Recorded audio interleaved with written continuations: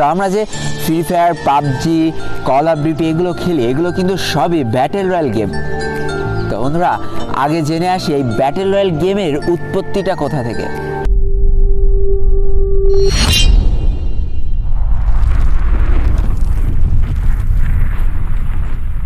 আসলে কোনো কিছু হুট করে আবিষ্কার করা যায় না, কোনো একটা কিছু থেকে ধারণা নিয়ে একটা নতুন জিনিসের জন্ম হয়।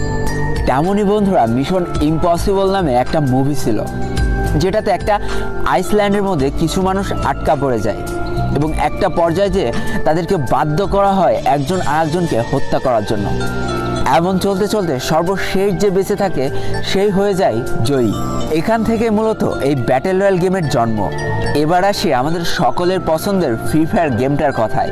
ফ্রি ফায়ার গেমটা কোনো একজন মানুষ সৃষ্টি করেনি, এটা একটা কোম্পানি তৈরি করেছিল, আর সেই কোম্পানিটার নাম হলো গেরিনা, যেটা 2009 সালে স্থাপিত হয়েছিল। তো এই কোম্পানির মালিক ছিল ফরেস্ট লি, এবং যেটা সিঙ্গাপুর থেকে পরিচালনা করা হচ্ছিল। 2017 সাল পর্যন্ত বেশ কয়েকটা পপুলার গেম কিন্তু তারা মার্কেটে নিয়ে আসে, কিন্তু ওইভাবে কোনো গেমই মানুষের মন জয় করতে পারে না। কিন্তু বন্ধুরা, প্রত্যেকটা জিনিসের লাইফে একটা টার্নিং পয়েন্ট থাকে। এই ফ্রি ফায়ার গেমটা ছিল গেরিনা কোম্পানির লাইফের একটা টার্নিং পয়েন্ট। এবার চলো জেনে নিই এই ফ্রি ফায়ার গেমটা কিভাবে আবিষ্কার হলো। 2017 সাল পর্যন্ত ব্যাটেল রয়্যাল গেম বলতে আমরা পাবজিকে বুঝতাম, যেটা শুধুমাত্র কম্পিউটারে খেলা যেত এবং এক্সবক্সের মাধ্যমে খেলা যেত, অর্থাৎ গেমিং যে সামগ্রীগুলো আছে তার মাধ্যমে খেলা যেত। এবং বন্ধুরা, গেমারদের মধ্যে একটা চরম উন্মাদনা সৃষ্টি হয়ে গেল এই পাবজি গেমটাকে ঘিরে, যেটা শুধুমাত্র কম্পিউটার এবং এক্সবক্সের মাধ্যমে খেলা যেত। তো দেখো বন্ধুরা, আমরা আমাদের জীবনটা প্রতিনিয়ত আপগ্রেড করে থাকি। একটা সময় আমরা গেমিং বলতে খালি বুঝতাম কম্পিউটার এবং বিভিন্ন ভিডিও গেম সামগ্রী, কিন্তু যুগের সাথে তাল মিলিয়ে এই গেমারদের জীবনে আরও একটা নতুন সূচনা শুরু হলো, সেটা হচ্ছে মোবাইল গেমিং। আস্তে আস্তে মোবাইল গেমিংয়ের জনপ্রিয়তা পেতে শুরু করে। ঠিক এমন একটা পর্যায়ে এসে গেরিনা কোম্পানির মালিক ফরেস্ট লি, যে কিনা সিঙ্গাপুর থেকে বিলং করে, সে ভাবে যে কেমন হয় যদি মোবাইলে একটা ব্যাটেল রয়্যাল গেম চালু করা যায়। যেই কথা সেই কাজ। 2017 সাল থেকে শুরু হয় আমাদের এই ভালোবাসার গেমটা তৈরি করার কাজ। একটু একটু করে তৈরি করা হয় ফ্রি ফায়ার গেমটাকে। তো বন্ধুরা, তারা এমনভাবে গেমটা তৈরি করতে চেয়েছিল যেন প্রায় সব ফোনে এই গেমটা সাপোর্ট করে। তাই তো ভালো ফোন, খারাপ ফোন, সব ফোনে যাতে এই গেমটা খেলা যায় সেই চিন্তাকে মাথায় রেখে এই গেমটা তৈরি করার কাজ শুরু করে ফেলে।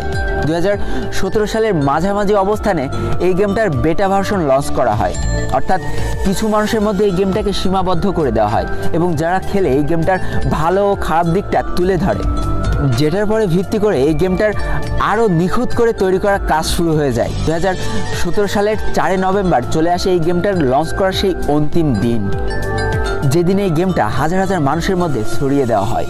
এবং এই গেমটার জনপ্রিয়তা পাওয়ার অন্যতম সেরা কারণ হলো এই গেমটা মাত্র 512 র্যামেও সাপোর্ট। কারণ বন্ধুরা, তখন আমার নিজেরই 512 র্যামের একটা ফোন ছিল, আর এটাই ছিল ফোনের প্রথম ব্যাটেল রয়্যাল গেম। তাই বন্ধুরা, যতটা না পাবজি নিয়ে মানুষের মধ্যে উন্মাদনার সৃষ্টি হয়, তার কয়েক গুণ বেশি উন্মাদনার সৃষ্টি হয়েছিল এই ফ্রি ফায়ার গেমটা নিয়ে। 2017 সালের লাস্ট ওই কয়েকটা দিনে 22টা দেশের মধ্যে টপ গেম ছিল এই ফ্রি ফায়ার গেমটা। এবং বন্ধুরা, এই গেমটার জনপ্রিয়তা এতটাই বেশি হয়ে গিয়েছিল যে সেটা দেখে 2018 সালের ফেব্রুয়ারি মাসে পাবজি তাদের মোবাইল ভার্সন লঞ্চ করে ফেলে। কিন্তু ততদিনে হয়তো অনেকখানি লেট হয়ে গিয়েছে, কারণ সেই অল্প সময়ের মধ্যে কোটি কোটি মানুষের মন কিন্তু এই গেমটা জয় করে নিতে সক্ষম হয়েছিল। তাই তো প্লে স্টোরে যে ফ্রি ফায়ার সার্চ করলে দেখা যায় 500 মিলিয়ন মানুষ এই গেমটা অলরেডি ডাউনলোড করে ফেলেছে। এবার বন্ধুরা, আর একটা কথা বলি যেটা শুনলে তোমার গর্ব হবে। 2019 সালে প্লে স্টোরের সবচেয়ে ডাউনলোডেড গেম ছিল ফ্রি ফায়ার গেমটা, এবং যেটার জন্য এই ফ্রি ফায়ার গেমটা অ্যাওয়ার্ডও পায়। আর বন্ধুরা, বর্তমানে এই গেমটার জনপ্রিয়তা যে কতটা বেশি তা হয়তো আমার আর বলে দেওয়া লাগবে না। আবারও বলি, এই গেমটা এত নাম করা কিছু কারণ। এটাই ছিল মোবাইলের প্রথম ব্যাটেল রয়্যাল গেম। এটা সেই গেমই ছিল যেটা কিনা মাত্র 512 র্যামেও খেলা যেত। সময়ের সাথে সাথে, যুগের সাথে তাল মেলাতে মেলাতে হয়তো এই গেমটার প্রোফাইলটা একটু বড় হয়েছে, তাই এখন হয়তো আর 512 র্যামে খেলা যায় না। কিন্তু আমি নিজে একটা সময় 512 র্যামে এই গেমটা খেলেছি। তো এটা ছিল ফ্রি ফায়ারের পিছনে লুকিয়ে থাকা ইতিহাস।